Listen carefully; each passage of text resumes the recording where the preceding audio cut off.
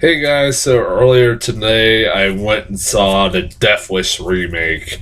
Um, so this is one of those like, well, let's get this shit over with. Before I'm still gonna go see Red Sparrow and stuff like that, but I was like, I gotta fucking get around to seeing this shit.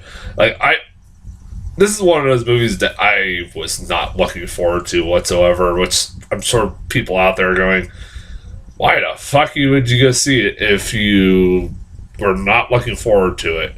Well, I feel like a lot of people say you can't really judge a movie until you fucking see it. So I agree with that. So like I said, why I was not looking forward to this were for two reasons. One, this is a remake of Death Wish. Death Wish, if you've never seen Death Wish, go stop this video now and fucking watch it. It's a 1972, 1972 I think, or four. It's with Charles Bronson. It's a pretty fucking badass movie. It's a pretty damn good movie. It's kind of like a movie that first wasn't well received that much in the 70s, but now it's kind of gone on to become like a cult favorite. And like I said, I love the original. I haven't seen it in a long time, but I remember really loving it. But when I heard they were fucking remaking it, I was like, oh, God bless it. And like the trailer for the movies didn't sell me whatsoever. Like the tone of the trailers was all fucking wrong. Like it was supposed to be this kind of action comedy, which is not what fucking Death Wish is. If you've ever seen the first one, that is far from that. So it's like, what the fuck? Like, this is only Death Wish by fucking name and name alone, and like somewhat the plot.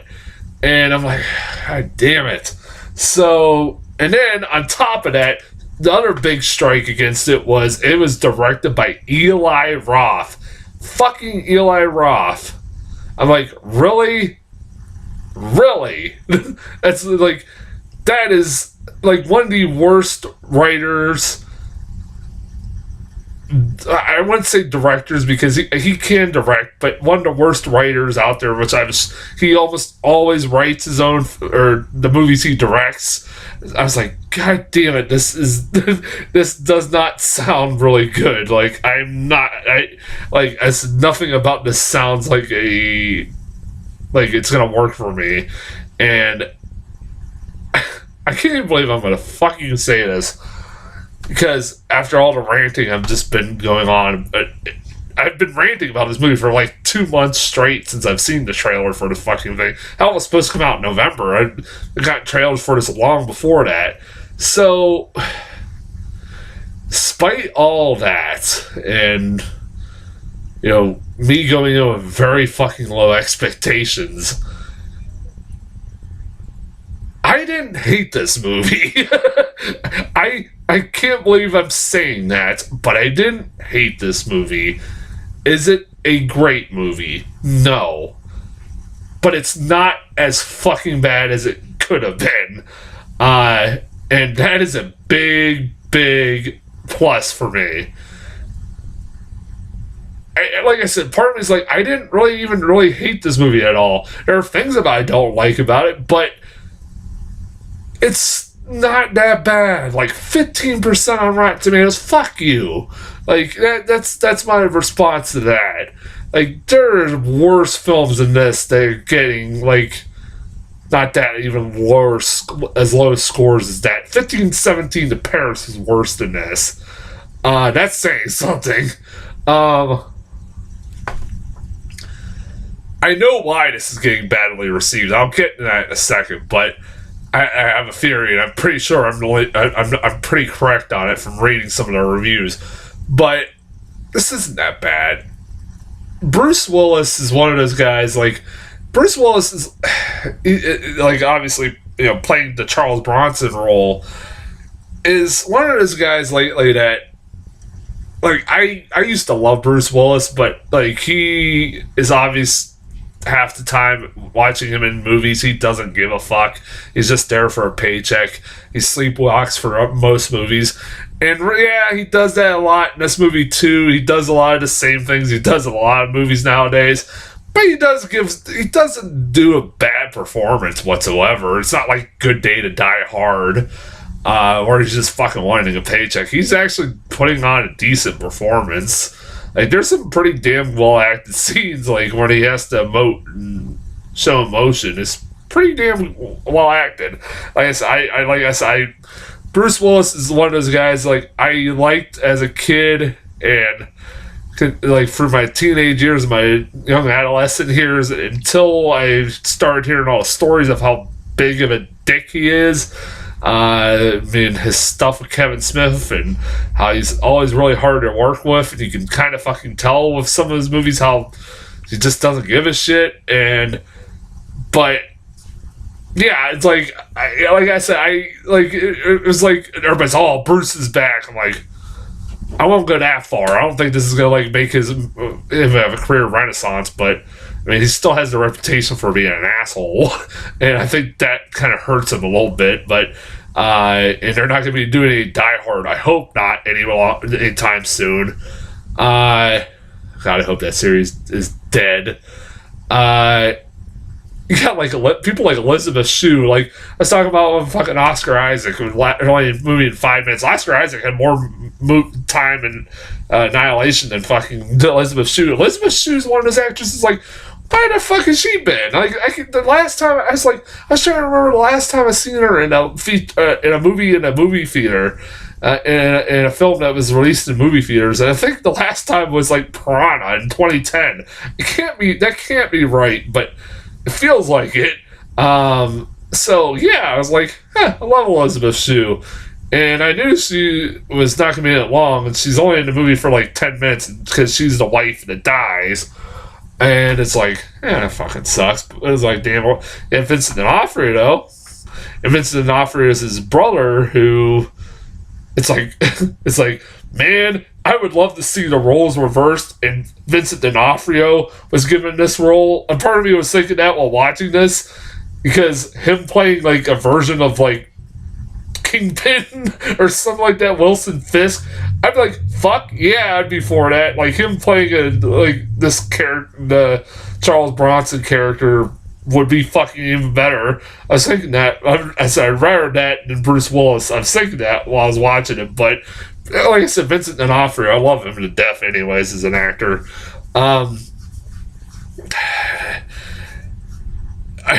This is something I can't believe I'm gonna fucking say, but I have to say it. As much as I give shit to Eli Roth, like I've given a shit, the guy who has made some of the worst horror movies of the last decade. You know what? This is his. My opinion. I might get some shit for saying this. This, in my opinion, is his best fucking movie that he ever directed. I like him in The Glorious Bastards. I liked Thanksgiving. That's short. And that's the only two things I've liked. And he didn't even direct or write one of them. Like Thanksgiving was great because it was short. That was it. It was like 2 minutes. And apparently he's making a feature-length film. Fuck no, because he'll probably ruin it. And I saw it as like, did he write this or whatever? Because it doesn't feel like an Eli Roth movie, because like there aren't douchey characters. There are actual characters in the fucking movie. None of them are like terrible fucking people that you can't stand and want to die. I was like, this can't have been written by Eli Roth, then. Like, he cannot write characters. He never could, never will. And then I was like looking up, and it's like he co-wrote it. And I'm like, so he did write it? So is this the best written fucking movie he did? Maybe he only wrote parts of it. I can tell maybe there are parts of them. Some of the dialogue is a little fucking cheesy and some fucking terrible, but maybe that was the parts he wrote. I don't know. I was like I said, if maybe he needs to stop. Like I said, he is a good director. I'll give him that. But he's a terrible writer. He cannot. The guy who gave us fucking Pancakes and Party Cop and King of Swing, and Bubblegum Gang from fucking like.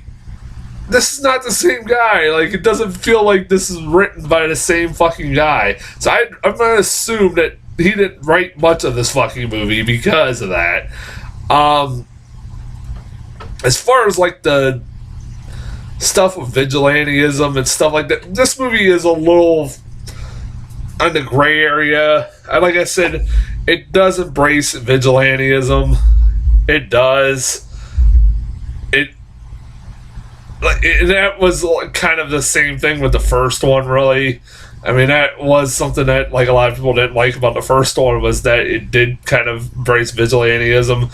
And it's always cracks me up, like these same people are talking about how in this movie they're like talking about how all the cops are, it's too late when the cops come, and you might be dead by that point. They take a long time to respond. I'm like, these are the same assholes that'll say that we need to respect our cops and stuff like that. And the same people will turn around and want to do the cop's job and everything else like that. Like, fuck you, people. Like, fucking, like, there are multiple points in this fucking movie that Bruce Willis has the chance to call the cops and give them information that he has found, and through his information, the cops will be able to arrest people, but he decides to not fucking do it. I haven't seen the first one in a while, but like, I can't remember that. I'm sure that happens, but it's like, what the fuck? Like, dude, there's a certain point, like, you're obstructing justice, for fuck's sake, man. That's against the fucking law. The cops is kind of like, by the end of it, like, oh well. Like, I mean, it's like, and then like, oh fuck, the thing that annoyed to piss off me, the thing that I hated about this movie more than anything, was them modernizing this fucking movie. This, you know, remaking this movie by putting it in, or Death Wish by putting it in a modern day, because somebody, if you've seen the trailers, you've probably seen this, somebody video or records on their phone him point blank shooting a guy right in the fucking head, and murdering these carjackers, and it becomes a viral fucking hit. And of course, like, they keep showing, like, there's fucking advertisements throughout this movie of Colin Cowherd, fuck him, and Sway, or whatever the fuck you want to call him, like, talking constantly throughout the fucking movie. Like, they'll cut to them, free advertisement for those two fucking radio shows that don't need fucking advertising, and they're debating whether this, what they call a Grim Reaper, is in the right or not.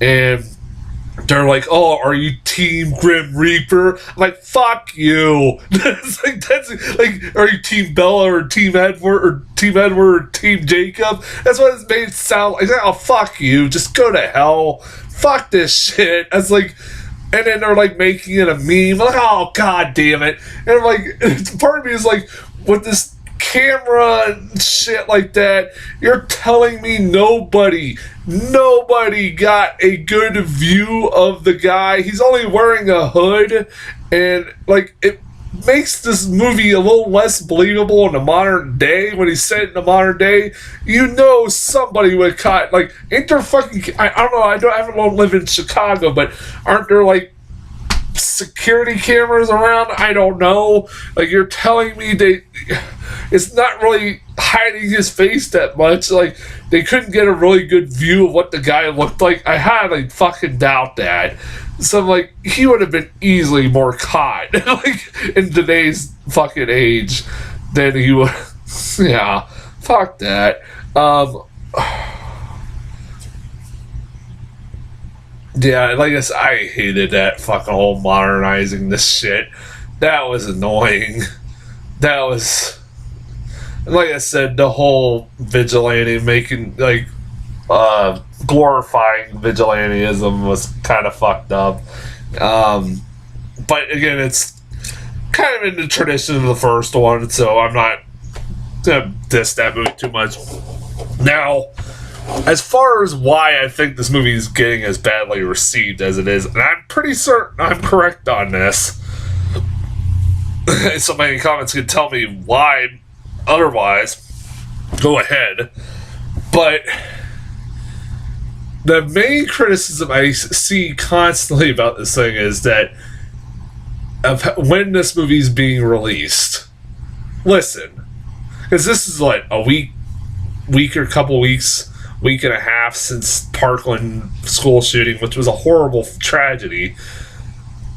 Listen, no matter what fucking time this movie would have been released, it would have still caused some fucking controversy. People would have been like, it's too fucking soon. Like, hell, I remember this was supposed to come out in November, and I think it got pushed back because of the Vegas shooting. But because these fucking things keep happening at a rate that they are happening, it's like, well, what the fuck are we gonna do? Like, not release the film at what's the fucking ever? Part of me was like, earlier this, about a couple months ago, I said, yeah, just don't fucking release it at all, because I don't want to see that shit. Because it looked fucking stupid. But it's like, you can't win. It's not the filmmakers' fault for them releasing it a week or a week and a half after a fucking school shooting. They didn't fucking predict that shit was gonna happen. Like, it was like, people were like, oh, they could have just, pushed the release date back. I'm like, then probably another fucking shooting would have happened, and you've been bitching about that, and they did that. Like, they can't, like, they were so far, like, it was a week before the fucking film was supposed to come out. They had, it's not like they didn't really have much of a choice. I'm like, Jesus Christ, like, get over yourselves. It's like, quit fucking politicizing this shit. Like, I said, whatever, fuck this. It's like, like, I mean, talking about gun violence, yeah, it kind of has a mixed message about gun violence, and like kind of does show how easy a fucking person can get a gun.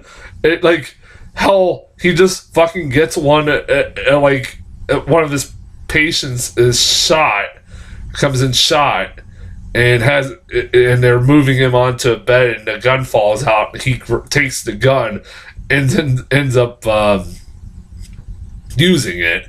And like he doesn't register to be to get a gun until the last half of the fucking movie.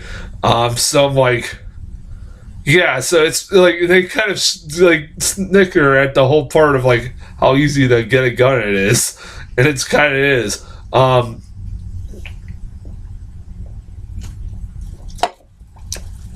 Oh yeah, I'm not gonna get into the gun debate because, like I said, I'm not here to talk about that.